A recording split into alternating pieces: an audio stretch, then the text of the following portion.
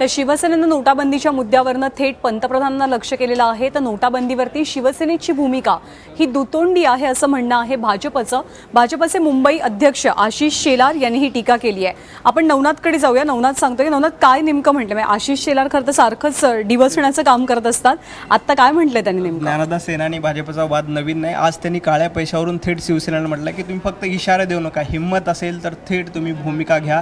शिवसेना सातत्यानं काळ्या पैशाच्या मुद्द्यावरून दुतोंडी भूमिका घेते आणि शिवसेना जर काळ्या पैशाच्या सोबत असतील तर जनता त्याला काळ्या पाण्याची शिक्षा देईल शिवसेनेला, असं सुद्धा आशिष शेलार यांनी त्याच्यात म्हटलं की तुम्ही सातत्यानं मवाळ भूमिका न घेता तुमची हिंमत असेल तर या काळ्या पैशावरून तुम्ही थेट टोकाची भूमिका घेण्याची तयारी ठेवा, असा सल्ला उद्धव ठाकरेला दिला। त्यामुळे शिवसेना आणि भाजप यांचं हे एकमेकांचं द्वंद्व युद्ध या पार्श्वभूमीवर एकदम वादात आणि एकदम टोकाला पोहोचलंय आणि पालिकेच्या निवडणुका जवळ येतील तसा हा वाद वाढण्याची शक्यता आहे। नक्कीच। तर नोटाबंदीच्या मुद्द्यावरनं भाजपनं शिवसेनेला फटकारलेलं आहे की तुमच्या जर काही हिंमत आहे तर तुम्ही ठोस भूमिका घेऊन दाखवा।